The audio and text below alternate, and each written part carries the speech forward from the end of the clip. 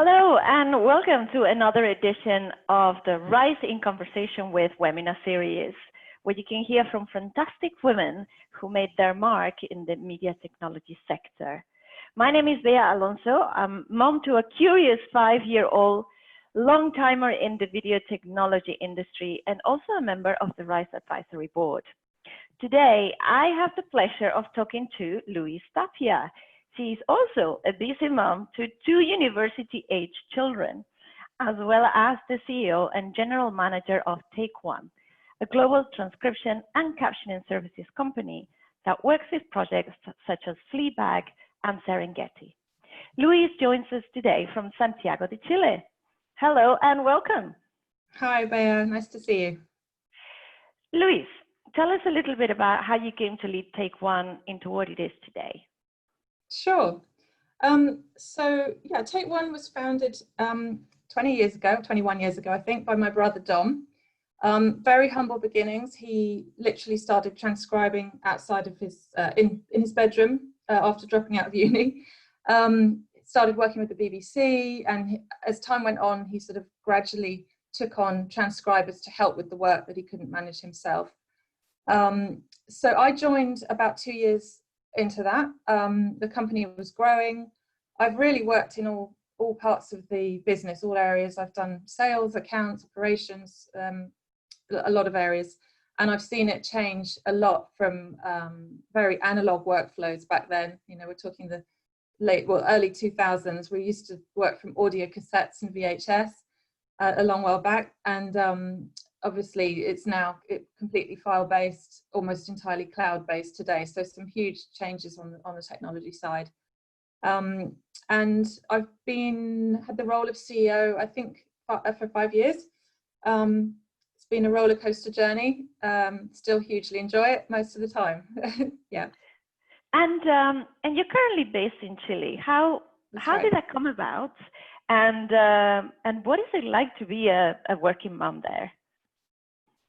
Yes, I'm in Chile now. That's right. My husband's from Chile originally. We met in 1994, when I was studying here as part of my university course in the UK. So I had to go to a Spanish-speaking country. So I chose Chile.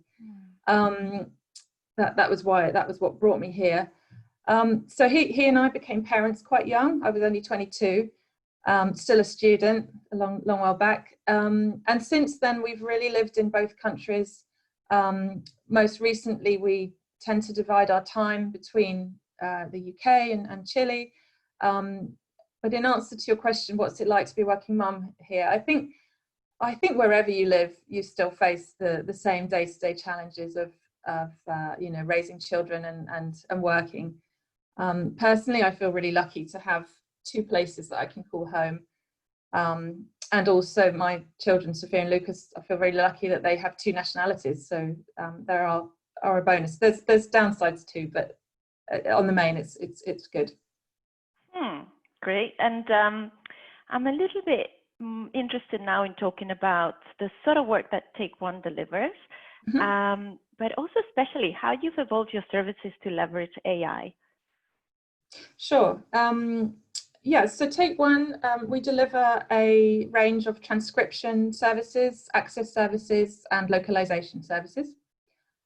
We basically get involved at different points in the content creation and distribution stage. So, for example, at the early part, we'll get involved providing transcripts of unedited footage, and those transcripts are used in the edit to help make the programs, particularly in sort of unscripted genres, so documentaries, reality shows, that kind of thing. We then work through and we provide a final program which supports localization and compliance. So it's kind of a blueprint of the program for those functions. And then more recently, we've launched captioning and audio description as part of our access services division. So to support make content visible by hard of hearing and partially sighted individuals. So in terms of your question, Bea, about AI technologies, we're regularly testing different AI technologies. Our view as we plug them in wherever we can do so to see if we see efficiencies being made, that's when we use them. We believe there's really a sweet spot between AI and human. So in some cases, the AI can create efficiencies, and then our human experts basically enhance the AI output to get it to a quality level that our customers demand. But it all varies. And when we're talking about AI, we could be talking about ASR technology, so automatic speech recognition. We could be talking about OCR, or other technologies that support just, one small part of the workflow.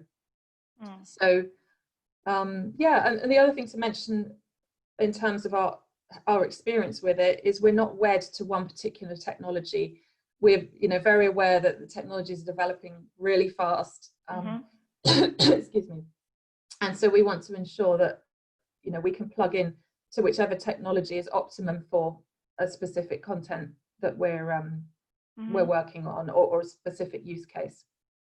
So on the point of AI, there's something I wanted to just from your answer. I'm doing a master's currently in marketing, and Wow. One of the questions that comes over and over again is, will AI take over human work? Will AI be able to replace the work that humans do in whatever sector? And you've just mentioned there that there's always an element of the human review, the validation of the data at the end. So I want to pose that question to you. Do you see a future where that step will not be needed? I think yes. For some use cases, I think it all depends on what in our environment, if you like, in the media and entertainment industry and the types of work that we do. Yes, in some cases, an AI only pass. So if you've got a piece of audio material and you put it through AI technology, the output that it creates is good enough for some use cases, for sure, and it's faster than having a human do it from scratch. But in other cases, for example, when you need it to be super accurate, in our case in media, if you need a script to be super accurate because it's going to be the script is going to be used for dubbing from, for example, it's got to be it's got to be spot on. You can't have a few words that are incorrect, because then the translator is going to localize it incorrectly, and the viewer ultimately is going to have a bad experience. So I think, in answer to your question, yes, definitely there are cases where it will take over, and it has already. In many industries too, technology has replaced human activities, but there are still many use cases where it can't do everything that's required. Yeah, and I typically see it as a complement to what we do. It's more about. I agree. It reduces a lot of the sort of repetitive tasks that exactly a human could be doing something more productive with their time than doing that. Yeah. So Take One has a long list of high-profile customers and projects, and feel free to tell us about some of those if you wish. But most recently, and as a result of the confinement measures in the UK, you've worked with the BBC on something that many parents must be very grateful for. So can you tell us a bit more about that? Yes, very happy to. So BBC, what you're referring to is BBC Bitesized Daily. It's an amazing service. We're really proud to have worked on it. We worked with BBC on, we have for many years on many different projects, but this one in particular is really great. My kids, as I mentioned, they're at university age, so I haven't had to deal with homeschooling throughout COVID. But I do have huge respect for parents that do. I think it must be a real challenge. And I know that the BBC initiative has been a huge help to help parents that are homeschooling. So basically what it is, they've been delivering tailored lessons across their different platforms, iPlayer, BBC Bitesize website and an app, and BBC4 for all, I think for students of all ages. And it was rolled out really rapidly when COVID hit. It was kind of all hands to the pump, I think, to get the content made and distributed on time. so that the parents could have access to it. So where we've come in, Take One, we've been providing transcripts and captions of the content on very fast turnarounds. So what that does is it's been making the episodes accessible for people who are hard of hearing. So that project is quite typical. We're often relied upon by production companies, broadcasters, or even some of our vendor partners to work on very fast turnaround, high volume projects. It's quite a typical thing that we're asked to do. But yeah, especially pleased to have been able to help out on that one. Yeah, and I want to talk a little bit later about how you maintain your business relationships in these days of social distancing. But yeah. But just to talk about, we were talking about how, you're helping the BBC with a public service that has been really important during these sort of difficult times. And it strikes me that you very personally, you take corporate social responsibility quite seriously, and within Take One as well.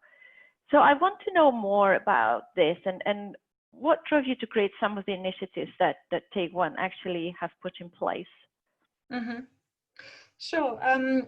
Yeah, so I mean, I guess corporate social responsibility covers a number of areas, doesn't it? I mean, one of them that is one of our core services now, and what I was referring to earlier with the BBC Bitesize is access services. So access services themselves helps ensure that everyone, whatever their physical ability, has access to all the amazing content that's made, and subtitles and audio description open up whole new worlds to people. So that's, I guess, it's one of our services, but it's an area that we feel very passionately about, and we're proud to participate. So yeah, other initiatives around that theme of corporate social responsibility is around mental health. Personally, I feel very strongly that mental health is an issue that needs to be taken seriously and talked about. Everyone I've ever spoken to about it has either experienced, suffered from some kind of mental health issues at some point in their life, or someone very close to them has. So it's not uncommon. It's everywhere. And I feel that as employers, we have a duty of care towards our employees. I think that supporting their mental well-being is just as important as ensuring their safety at work and supporting career progression and being respectful towards them. So yeah, one particular initiative that we started, my colleague Alicia actually is a trained mental health first aider. So she initiated a mental health program for our staff earlier this year, which included providing access to counsellors. And it proved actually really timely, because given the challenges that we've all experienced around COVID, I think it's been a really helpful offering.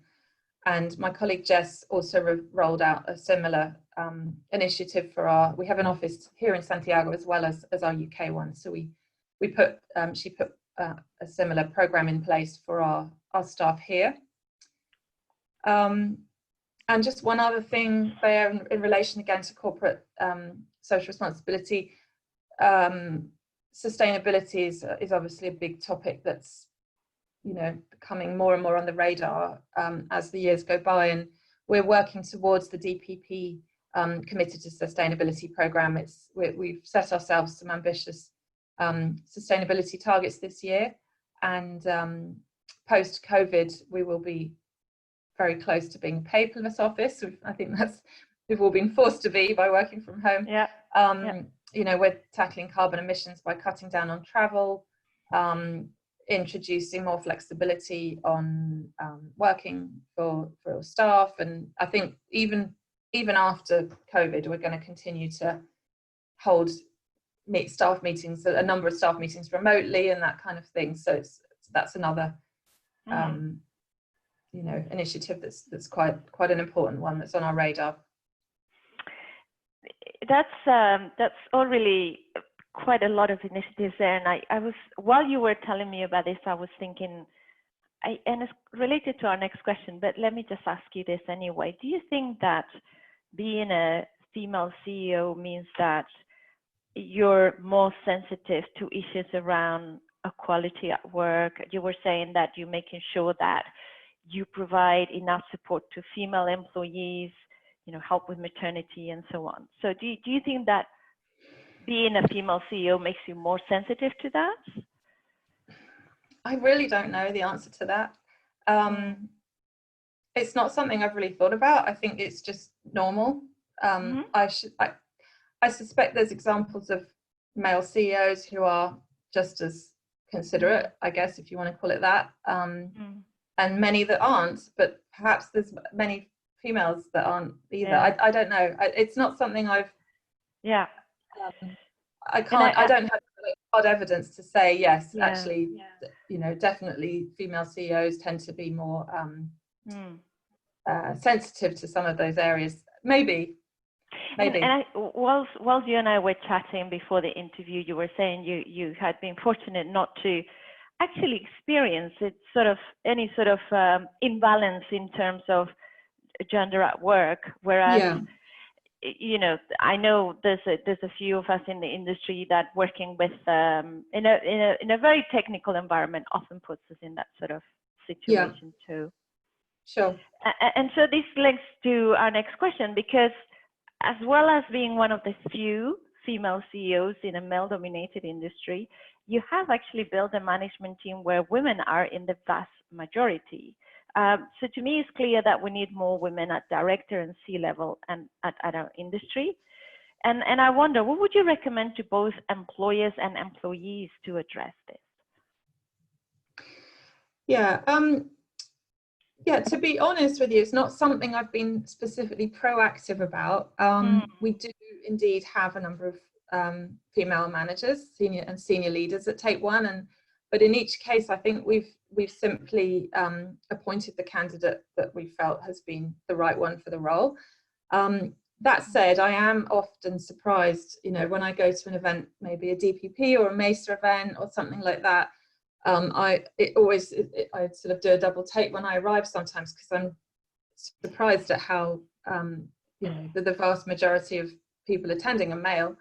So I guess my experience day to day is I tend to find that I'm dealing with just as many women as men in my sort of daily work, but I think that might be because I tend to perhaps deal with the people that are on the more creative side of the industry, which I think there's probably a little bit more of a balance.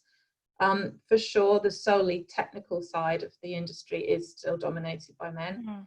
I think certainly my experience has been that on the whole, I would say both men and women are receptive to women being in those types of roles and recognize their value. I guess, in answer to your question, if we want there to be more of a balance, I think it probably starts with the education. So we need to facilitate more women studying in those fields, and then they're going to come through and take the roles and ultimately have senior positions. I think that's probably where it starts, but I think that's been my experience. It's fairly balanced. And when you mentioned the education, that's where Rise's Rise Up program comes into play. If anyone who's watching hasn't actually taken into account that the program with Rise at the moment, we're looking at, and this was pre-COVID, of course. There's a bit of a slowdown in that program right now because it was going to schools and making sure that we made the broadcast sector interesting to both boys and girls, but of course making sure that girls do not feel intimidated of that experience of walking into an industry event where you're going to find 80% of the attendees are male. And has it been gaining? Is it successful? Are you definitely kind of getting more traction and getting more females interested in those courses and things? As I said, it was really abruptly interrupted by the need to sort of stay by lockdowns, but the initial response had been extremely positive. So we're Yeah. looking forward to continuing that once the lockdown eases in the UK. Yeah. Yeah. That's great. Let's talk a little bit about flexible working initiatives. For example, I've seen that Take One has a highly outsourced model. We do. And it helps with both men and women work flexible hours, much needed these days when, you know, we've got kids at home, they can't go to school. But that means that you end up spending more time with your family as well. Do you think this is going to change post-COVID? Is it going to become more popular? What's your view on this? I do think that. I think that COVID has made us challenge the purpose of the office. I think it's made us all question the requirement to have actually, 9 to 5:30 or whatever working day. I think it's forcing us to question that. In our case, we haven't actually reopened either of our offices yet. Everybody is still working completely remotely, successfully, and we are really, really carefully thinking about when and how we reopen. My personal view is that the office does still provide a function. I think particularly around collaboration, forming connections between team members, sharing ideas, that kind of stuff. And that's the one thing that's hard to kind of keep momentum on when everybody's remote. But I think that having a split between the office and working from home provides the best of both worlds. I think that one of the things obviously is a reduced commute. That's certainly one of the things that people have enjoyed, and like you say, the possibility of flexible working, being able to work around other commitments, whether it's your kids or other interests that you're pursuing. So I think that's going to become the norm, the balance. In our case, we have been talking very regularly to our staff. We're trying to understand what's working, what certain things have been working really successfully with us working from home. Other parts less so. Other areas, excuse me, are more frustrating. Sorry. So it's really trying to get the best of both, and combining that. And in terms of the technology, how ready did you feel as a company to suddenly stop attending, going to the office in person, and having to continue with, business continuity with the technology, and I imagine most facilities being on premises somewhere. How did that work for Take One? Well, as you mentioned, we already operate quite a distributed workforce. We have a large number of people working for us as transcribers or captioners or translators, and that we do already have a remote setup for them, if you like. We'd also luckily invested quite a lot and done quite a lot of planning before COVID, before anyone had even heard of the term COVID. We'd done quite a lot of planning around business continuity, DR planning, BC planning. So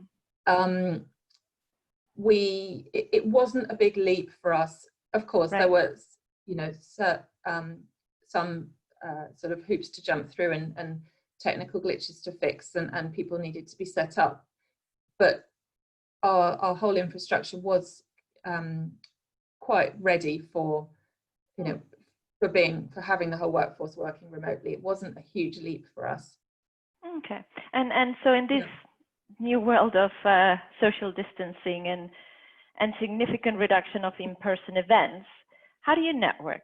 This part is really interesting to me, because I think we work in an industry where networking and human contact and interaction is essential. I mean, no DPP events, no NAB, no IBC at the moment. So I think we're suffering a little bit from that bond building exercise that these events gave us. And so I'm curious how you, yourself as a CEO and Take One as a company, are replacing some of that networking and relationship building exercise. And how do you continue the bonds with your partners and customers? Yeah, it's early days, and I think it's going to be really interesting to see how it develops.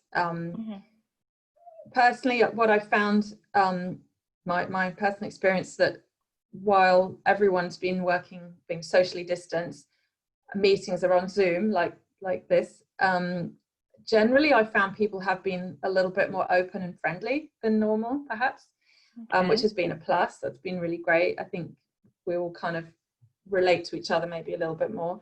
And I think right now, while everyone is working remotely, the face-to-face meetings aren't quite as important. Just, I'm talking perhaps with clients and that kind of thing, because, for example, right now, we know that our competitors are unable to, just like us, our competitors are unable to meet in person with clients at events and that kind of thing. So you kind of feel, oh well, they can't, so that's okay that we can't either.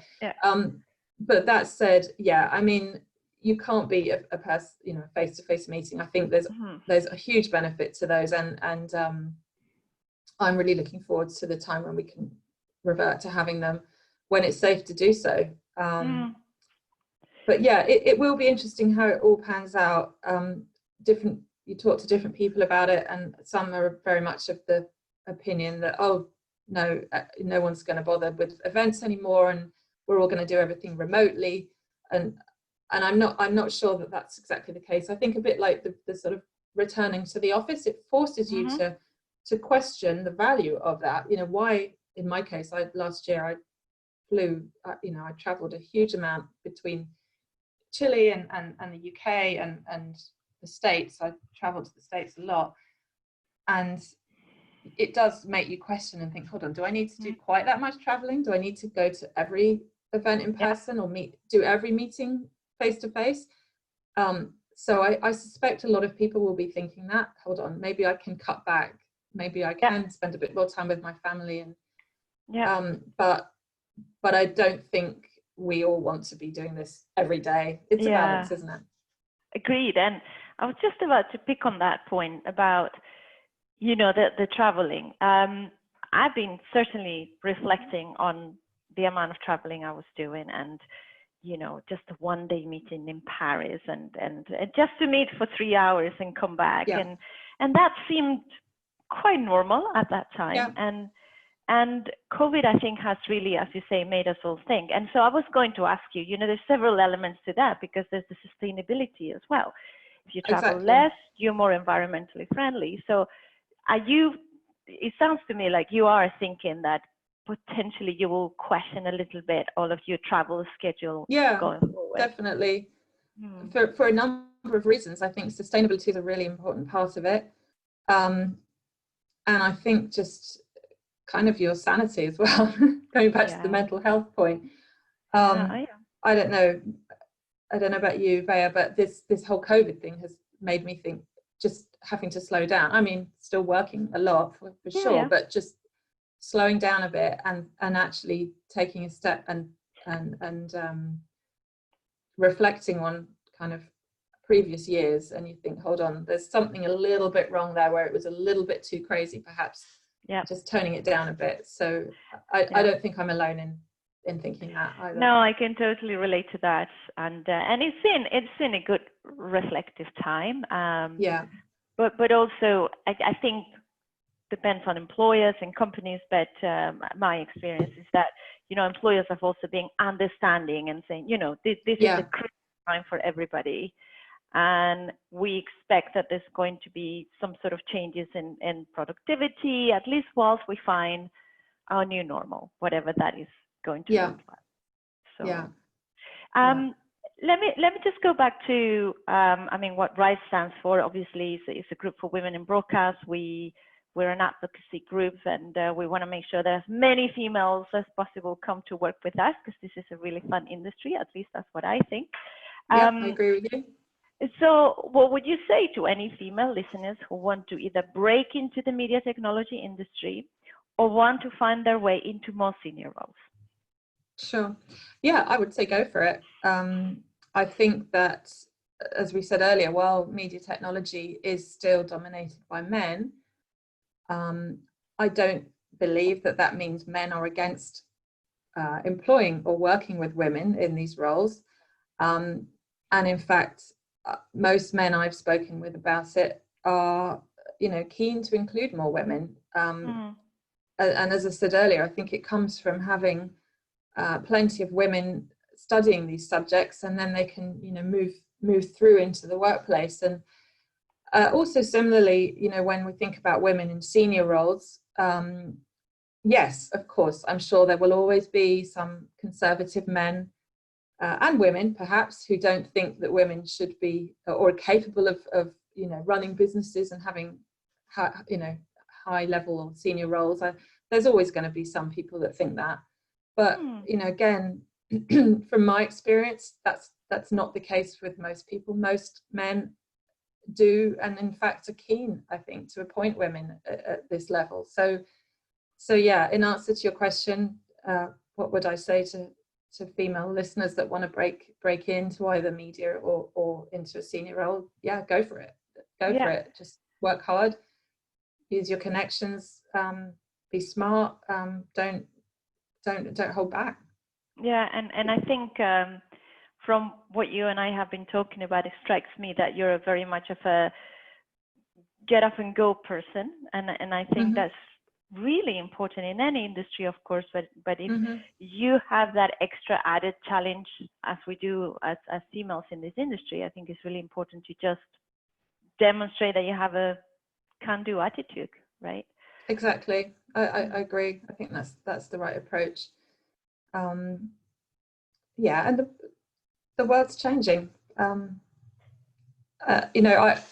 It's interesting, isn't it? It's a bigger deal for our generation. I don't know how old you are, Bea, probably younger than me. But I think for our generation, we're pretty much the same. Yes, our generation. Yeah. Yes. It's still an issue, and we grew up kind of thinking that we had to do everything, and we had to prove ourselves. We had to prove ourselves as mothers, as that we could work hard and we could do well and all of that. And my daughter's generation, she's 24, she's like, Mum, what are you talking about? Like, I can do anything. I know I can do anything. That's really interesting. And that's great. That's great. Yeah. I don't know if that's the norm. I don't know if everybody her generation thinks like that. Perhaps she's been fortunate and hasn't had any no one's told her that she can't do something because she's a woman, which is great, fantastic. But I think that's a really positive sign. I'm excited about that. It needs to be balanced, but I hope that it's balanced from a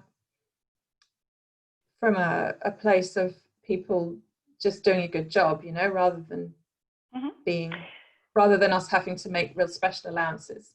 Yeah. Yeah, and also while you were talking and talking about the newer generation, I think one difference as well is, or the newer generations, is the democratization of technology. 20 years ago, technology was fairly complicated. There was a lot of hardware. You had to be a specialist. But today, I think your kids, my kid, I can see it in my really young kid, technology is second nature and is much more accessible. And completely agree. In a very technology-driven industry as we are, I think that's going to be a facilitator, don't you think? Yeah, I do. I think it's kind of, everyone's going to have it as well. It's a bit like, it's becoming a bit like, everyone needs to know how to read and write and do a certain level of maths just to kind of do any job. Now that having a certain understanding of technology and more from a user perspective for sure, but a conceptual understanding is kind of the baseline. Everyone's going to have that, and then of course there'll be more people. There'll be groups of people that have much more specialized knowledge, and we need those too for sure. Everyone's going to have to be able to do Zooms, for example. Right? Of course. Just a natural thing. Yeah. Well, Louise, it's been a pleasure to talk to you. You too. Yeah. Thank you for the invite. Congratulations on the success of Take One. Thank you. You know, it looks like a great place to work at, and you've been clearly instrumental in building the business from the ground up. Yeah. So hats off to you. Thank you, Bea. And thank you for those who are watching today. If you like what you saw, please like and share on social networks. You can go back to watch previous Rise in Conversation with webinar sessions, or go to the Rise website and YouTube channel. And you can now check the schedule as well for upcoming episodes. And you can become a Rise member on our website, www.risewib.com, or search for Rise, a group for women in broadcast. See you next time. Thanks again, Louise. And Thanks, I hope we get to meet in person one day. That would be good. Yeah, that would be great. Take care. Okay, Adios. bye for now. Bye-bye.